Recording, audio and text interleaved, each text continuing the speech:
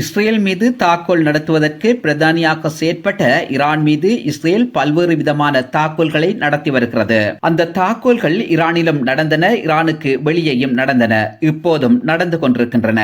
இன்று அதிகாலை 12:20 மணியளவில் சிரியாவில் உள்ள ஈரான் ராணுவத்தின் முக்கிய தளத்தினை குறிவைத்து இஸ்ரேல் விமான தாக்குதல் நடத்தியுள்ளது. அந்த தாக்குதலில் 2 முக்கிய தளபதிகள் உட்பட 16 பேர் பலியானதாக ஈரான் அறிவித்துள்ளது. சிரியாவின் மேற்கு அலிப்போவில் உள்ள ஈரான் ராணுவம் இஸ்லாமிய புரட்சி காவலர் படைப்பிரிவின் ஆயுத தொழிற்சாலைக்கு அருகிலுள்ள ராணுவ தளம் மீது இஸ்ரேல் விமான தாக்குதல் நடத்தியுள்ளது. சிரிய மற்றும் லெபனானில் உள்ள ஈரான் ராணுவத்தினருக்கு தலைமை தாங்கிய படை தளபதியான சாயித் அலியார் என்பவரும் துணை தளபதி ஒருவர் உட்பட 16 பேர் சம்பவ இடத்தில் பலியாகியுள்ளார்கள். இதற்கு முன்னரும் சிரியாவில் உள்ள ஈரான் ராணுவத்தின் பல படை தளபதிகளை குறிவைத்து இஸ்ரேல் தாக்குதல் நடத்தி வெற்றியும் கண்டுள்ளது.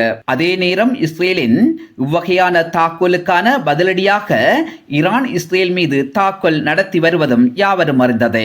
இஸ்ரேல் மீது ஹமாஸ், ஹெஸ்புல்லா, அன்சாருல்லா மற்றும் சியா இயக்கம் தாக்குதல்களை நடத்தி வரும் நிலையில் இஸ்ரேல் சிரியாவில் உள்ள ஈரானிய படைத்தளத்தை குறிவைத்து தாக்குதல் நடத்தியதற்கும் காரணம் உண்டு. வடக்கு இஸ்ரேல் மீது கடுமையான தாக்குதலை நடத்துவது ஈரானிய ஆதரவு இயக்கமான ஹெஸ்புல்லா.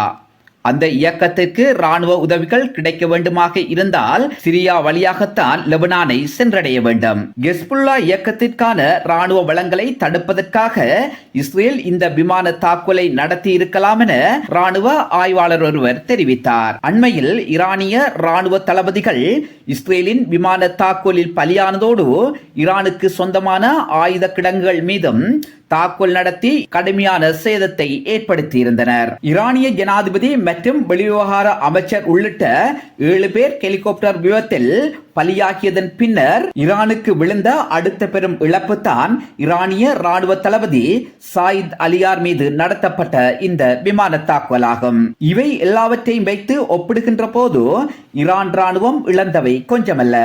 ஈரானின் முக்கிய தலைவர்கள் கொல்லப்படுவதானது ஈரானுக்கு பேரிழப்பு என்பதை ஈரான் விரும்பியோ விரும்பாமலோ ஏற்றுக்கொண்டுதான் ஆக வேண்டும். இருப்பினும் இஸ்ரேலின் இந்த விமான தாக்குதலுக்கு பதிலடியாக ஈரான் எவ்வாறான தாக்குதல்களை நடத்தப் போகின்றது என்பதை சற்று பொறுத்திருந்துதான் பார்க்க வேண்டும்.